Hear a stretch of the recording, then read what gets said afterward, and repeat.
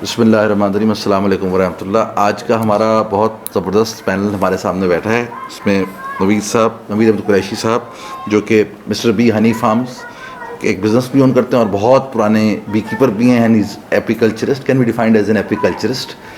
Mister Rahmatullah Qureshi, doctor Rahmatullah Qureshi, department of botany, और specialization है plant taxonomy में, मतलब प्लांट आइडेंटिफिकेशन में।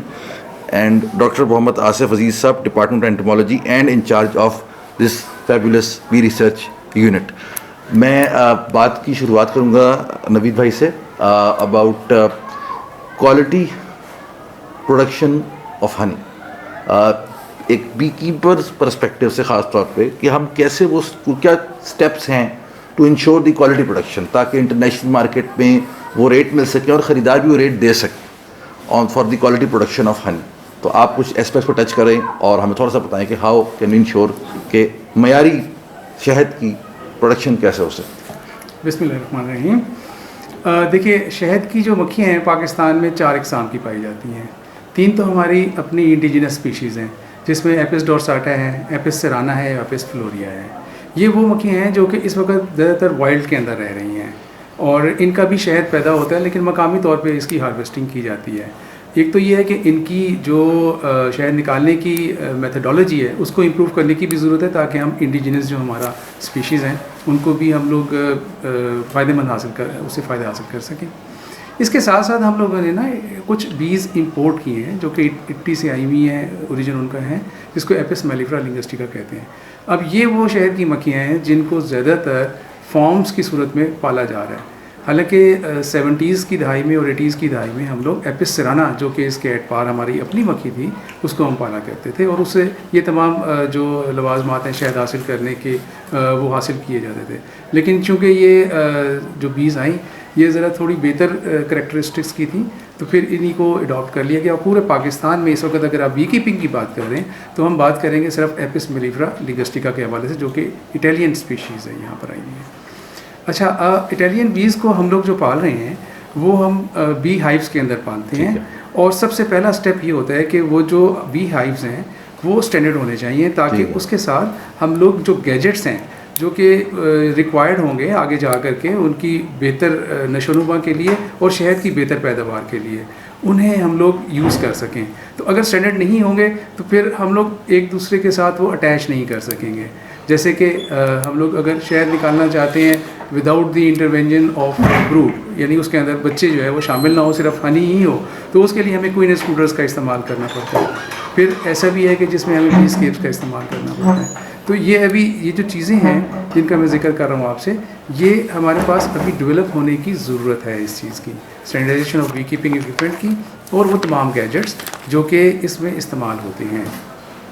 अच्छा, अब हनी जहाँ तक प्रोडक्शन का ताल्लुक है वो तो बी हाइव जो है उसके अंदर प्रोड्यूस होगा और बी कीपर ने उसको असिस्ट करना है बीस को, ताकि वो अच्छी क्वालिटी का हनी प्रोड्यूस सके और फिर उसके अंदर किसी किस्म की एडल्ट्रेशन ना हो सके। जो भी वो दौराने मौसम ख़ज़ां या जब उनके पास फीड करानी पड़ती है तो वो फीड जो है वो उसके अंदर शामिल ना हो जिस वक्त वो हनी एक्सट्रैक्ट करें। उसके लिए ये इंश्योर करना बी कीपर का काम है। और इसके बाद फिर हमें ज़रूरत पड़ती है इक्विपमेंट की, जिससे वो हनी हार्वेस्ट किया जा रहा है। तो हनी एक्सट्रैक्शन जब भी की जाएगी तो ऐसे इक्विपमेंट से की जाएगी जो कि स्टेनलेस स्टील का बना हुआ हो और जिसको 3 और 4 नॉन मैग्नेट आमतौर पे दुनिया भर में इसका रवाज है। हमारी ये भी एक बहुत बड़ी डिमांड है बी कीपर्स की कि पाकिस्तान के अंदर ये चीज़ें अवेलेबल होनी चाहिए। अब तक चूँकि इसकी बहुत ज़्यादा प्रमोशन नहीं हो सकी है स्टेनलेस स्टील के इक्विपमेंट की, इस वजह से ये इस वक्त भी डिस्ट्रीब्यूशन नहीं है इसकी और आम बी कीपर्स की इसकी रसाई नहीं है। एक तो ये महंगे भी हैं, दूसरा उनको ख़तरा रहता है कि ये इक्विपमेंट अगर बाहर से मंगवा लिया जाए और यहाँ पर फिर वो उसकी जो कॉस्ट है वो बहुत ज़्यादा होगी और ये कहीं अगर चोरी चकारी हो गया तो फिर क्या होगा। तो लेकिन जब तक कि हम इंश्योर नहीं करेंगे कि ये तमाम इक्विपमेंट जिसका जिक्र है मैंने किया ये हमारे पास हो, उस वक्त हम क्वालिटी हनी प्रोड्यूस कर ही नहीं सकेंगे।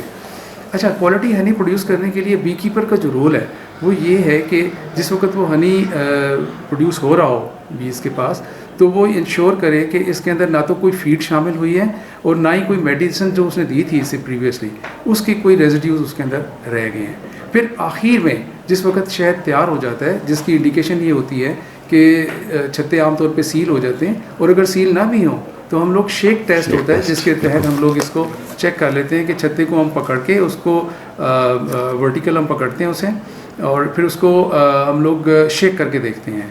तो अगर वो उसमें से हनी ड्रिप ना करे तो फिर हम तसव्वुर करते हैं कि ये शहद बिल्कुल तैयार हो गया। उससे पहले हनी को निकालना नहीं चाहिए, क्योंकि हनी का मॉइस्चर कंटेंट जो है वो लामहला 18% पर होना चाहिए या उससे कम होना चाहिए। इससे ज़्यादा जो भी शहद होगा वो फर्मेंट हो जाएगा कुछ अरसे के बाद। अब पाकिस्तान एक ऐसा मुल्क है जिसमें हमारे यहाँ टेम्परेचर्स ज़रा ज़्यादा होते हैं, और जो फर्मेंट्स हैं वो हनी के अंदर बहरहाल मौजूद होते हैं। तो जब भी हमारे हनी को एक्सपोज किया जाता है ज़्यादा मॉइस्चर के साथ तो वो जल्दी से फर्मेंट हो जाता है। और यही बात अगर हम यूरोप में देखें तो शायद वहाँ पर थोड़ा सा लेट होता होगा, वहाँ पर कूल टेम्परेचर्स होने की वजह से। तो ड्यूरिंग स्टोरेज हम लोग देखते हैं कि अगर हनी ज़्यादा मॉइस्चर वाला हुआ तो स्पाइल हो जाएगा। तो हमारे जो स्टैंडर्ड्स हैं हनी के, उनको भी नेशनल स्टैंडर्ड्स को एक दफ़ा रिवाइज़ करने की ज़रूरत है, ताकि इस बात को इंश्योर कर लिया जाए कि जो मिनिमम लेवल ऑफ उसका मॉइस्चर है वो कितना होना चाहिए। बिल्कुल ठीक, बिल्कुल। ये आपने शेक टेस्ट का ये वर्टिकली जिस तरह हाइव में फ्रेम लगा हुआ है उसी तरह उसको पकड़ के उसी तरह शेक कर लिया जाए। वर्टिकल भी किया जा सकता है और हॉरिजेंटल भी किया जा सकता है। टेढ़ा करके, जी टेढ़ा करके। और ज़्यादातर वैसे इसको हॉरिजेंटल, आपने ये पॉइंट आउट सही किया कि इसको अगर हम हॉरिजेंटल पकड़ के इसको शेक करें ज़ोर से, यानी हम उसके जो सुराख हैं उसको नीचे की तरफ कर लें और फिर उसको झटका दें, और उसके बाद हम देखेंगे कोई हनी ड्रिप नहीं कर रहा नीचे, तो इसका मतलब है कि वो अभी अपने मॉइस्चर कंटेंट जो उसका बराबर है 18% या उससे कम, उसके ऊपर आ गया है। और मौके पे उस वक्त मौके पे कोई रिफ्रैक्टोमीटर वगैरह जैसे आलात से भी को इस्तेमाल किया जा सकता है पी कीपर अगर करना चाहे? बहुत ही आसान तरीका है। अगर हम एक रिफ्रैक्टोमीटर अपने पास रखें और उसके हम हनी निकालने से पहले इंश्योर कर लें कि उसका मॉइस्चर कंटेंट क्या आ रहा है, तो ये एक बहुत ही आसान तरीका है जो कि फील्ड टेस्ट के तौर पे किया जा सकता है, और ये लाजमी करना चाहिए। बगैर इसके एक जजमेंट जो है वही होगी, या फिर शेक टेस्ट जो है ना that is very very necessary. और कई दफ़ा जो फिल्टर करने में देर कर देते हैं उससे भी क्वालिटी पे मेरे ख्याल में अफेक्ट होता है। जो फिल्टर फ़ौरन कर लेना चाहिए, देर करने से करना जो हम कहते हैं जो फिल्टर करना, इनिशियल स्क्रीनिंग। अच्छा हाँ, अब मैश से गुजारना, जाली से गुजारना। अब ये अब हम दूसरी बात करते हैं कि जिस वक्त हनी हम प्रोड्यूस कर रहे होते हैं तो उस वक्त हमें स्ट्रेनिंग मौके पर ही कर लेनी चाहिए। स्ट्रेनिंग उसकी वजह यह है कि बीज जब हम पाल रहे हैं तो उसके अंदर न सिर्फ हनी हम प्रोड्यूस कर रहे हैं बल्कि उन्हीं छत्तों के अंदर ब्रूड भी होता है। तो जिस वक्त हनी हार्वेस्ट कर रहे होते हैं तो अक्सर ये देखा गया है कि बी फार्मर्स सिर्फ हनी ही कॉम्ब को इस्तेमाल नहीं करते हनी हार्वेस्ट के लिए, बल्कि जिनके अंदर कुछ ब्रूड होता है जिसको जो अलाउड भी है, यानी सीड ब्रूड अगर आपका उसके अंदर 30% करीब है और 70% हनी है तो उसको भी हनी ही कॉम्ब तस्वुर किया जाएगा। सही। लेकिन ऐसे में क्योंकि बी कीपर्स के पास तो 100+ कॉलोनीज होती हैं और वो आमतौर पे एक गो में काम कर रहे होते हैं, तो उसमें कभी कभी जो लार्वे हैं वो इग्नोरेंटली आ भी जाते हैं हनी कॉम्ब्स के साथ।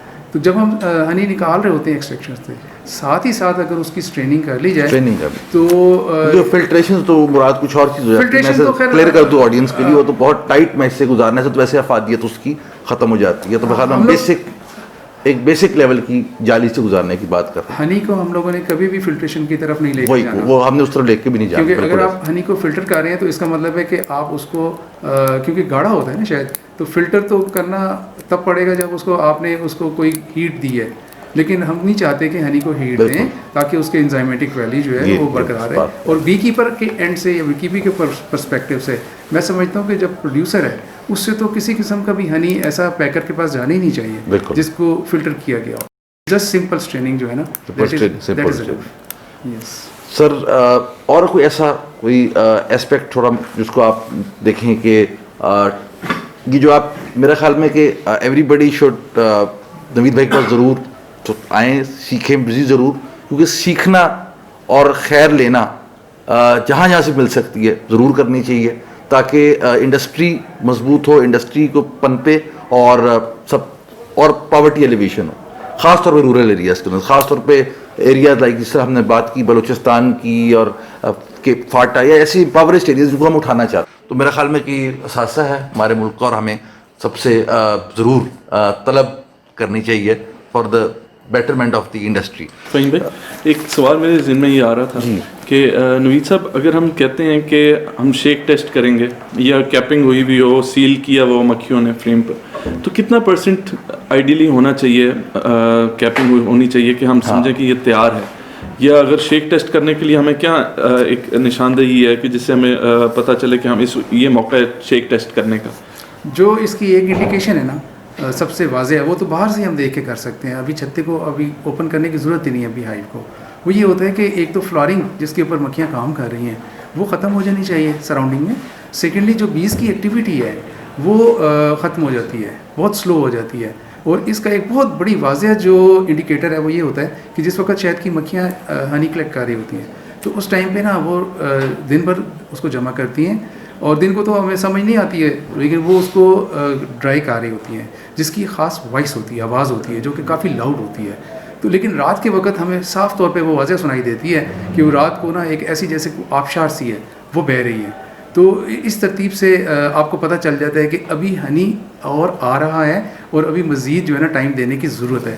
लेकिन जब हम महसूस करें फार्मर्स की अब रात को मक्खियों ने वो साउंड प्रोड्यूस करना बंद कर दिए, यानी वो जो राइपनिंग इफ़ेक्ट है जो वे अपने परों से उसको ड्राई करती हैं करके उसको बीट, तो वो ख़त्म हो गया है, तो फिर हम चेक कर सकते हैं कि अब हमारा हनी राइप हो गया या नहीं हो गया। फिर उसको नेक्स्ट स्टेप्स हमें लेने चाहिए, नॉट बिफोर दैट। अच्छा, यहाँ मैं आपको जिक्र कर दूँ कि वो तमाम इक्विपमेंट जो हमें रिक्वायर्ड होंगे हनी एक्सट्रैक्शन के लिए वो क्या है जिनको ज़रूरी है साथ देना। उसमें एक तो ये है कि हनी एक्सट्रैक्टर जो कि स्टेनलेस स्टील का वो लाजमी है इस काम के लिए, जो हनी क्वालिटी प्रोडक्शन के लिए ज़रूरी होगा।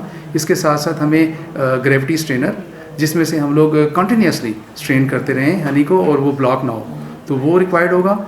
अनकैपिंग ट्रे वो भी स्टेनलेस स्टील की ही होगी क्योंकि उसके साथ भी हनी ने आके टच करना है, क्योंकि बिकॉज हनी इज़ एसिडिक, तो इसके साथ लोहा या ऐसी कोई चीज़ जिसके साथ एसिड रोक करे वो हमें इस्तेमाल नहीं करना होगा।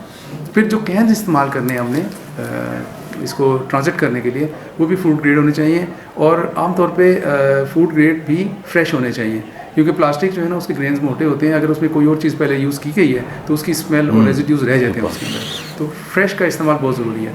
फिर जिस वक्त आप हनी को ले जाएँ वहाँ से अपने स्टोर में ले जाएँ तो वहाँ पर भी जो टेम्परेचर्स हैं वो बहुत ज़्यादा राइज़ नहीं होने चाहिए। आपने इसको ऐसी जगह रखना है जो कि डार्क हो और कूल हो ताकि इसका जो HMF लेवल है वो राइज़ ना हो जाए, क्योंकि परमिसिबल लेवल जो है हनी का HMF के हवाले से वो 80 पार्ट्स पर मिलियन है।